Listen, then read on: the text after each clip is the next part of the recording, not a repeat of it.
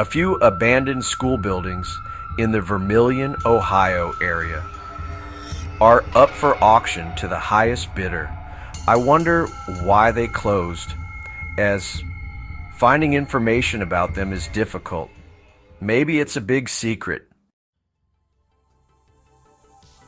These are older schools from an alternate era when the American population growth rate was much higher than it is today. They were built for more kids, and there are more pets today. Our population growth rate has declined to around 1.7 from 2.4 back in the day. However, there's more to the story. We must consider some conditions at the school, which may be in a small cancer cluster area. Numerous teachers and students over the years have become sick and ill. Many have perished. Nobody's going to invest in this, and nobody's going to investigate, because they don't want to hear that kind of news. The city is located in a very high radon zone. The bedrock contains uranium, which breaks down to radium, which breaks down to radon gas. I've been testing radon gas in Vermilion City and other cities in northern Ohio. And from my tests, I see that Vermilion, Ohio has one of the highest rates.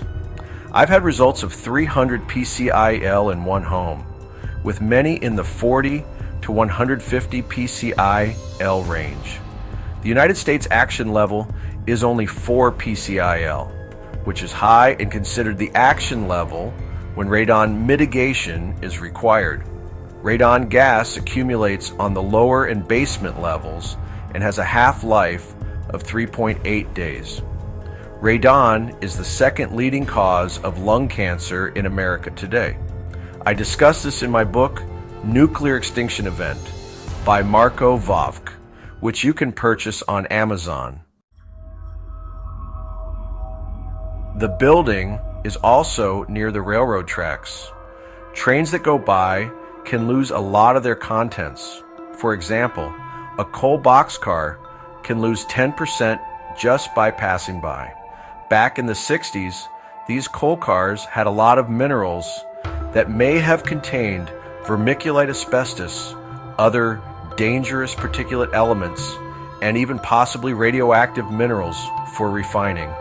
Train tracks that go through towns lose some of their content when not covered. For example, Libby, Montana, had a mine owned by W.R. Grace where they mined vermiculite. The vermiculite just happened to hit a vein of tremolite asbestos. Most of the miners are dead, and people who lived in the Montana city, many of them have cancers and sicknesses.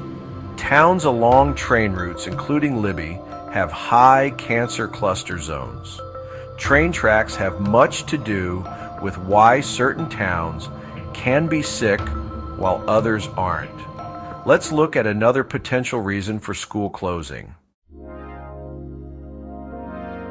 This building was built during an era when asbestos products were used in many building products. Ceiling tiles, floor tiles, and hydronic boiler insulation may contain asbestos. Most floor tiles during this period have a high probability of containing asbestos, as do many ceiling tiles. The building had materials potentially containing asbestos, and many of these conditions appear friable, common in old buildings. This building was also built pre-1978 and has a high potential of containing lead paint. Lead solder joints and lead paint were used on interior and exterior surfaces. After so many years, lead paint tends to deteriorate from age, weather, and friction, turning into dust. Lead dust can cause health problems in adults and children, and is known to lower the IQs of exposed children. We can't ignore the drinking fountains and old supply domestic water lines. These older pipes were welded together by tin and/or lead solder.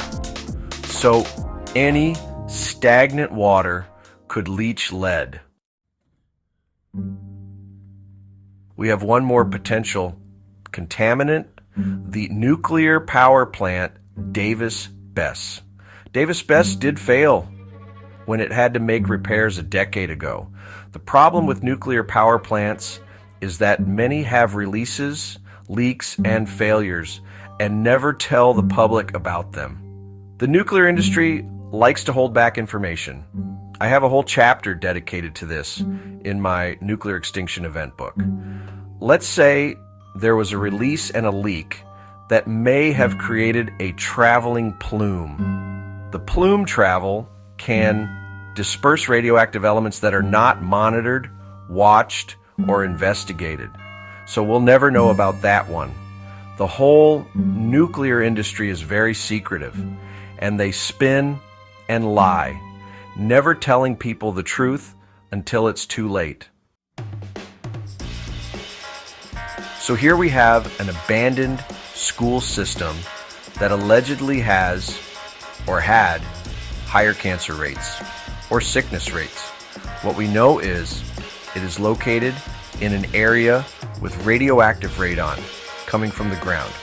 We have a nearby nuclear power plant and old building materials that may have lead paint and asbestos, and we even have others we did not discuss, such as PCBs, VOCs, dust, mold, and more.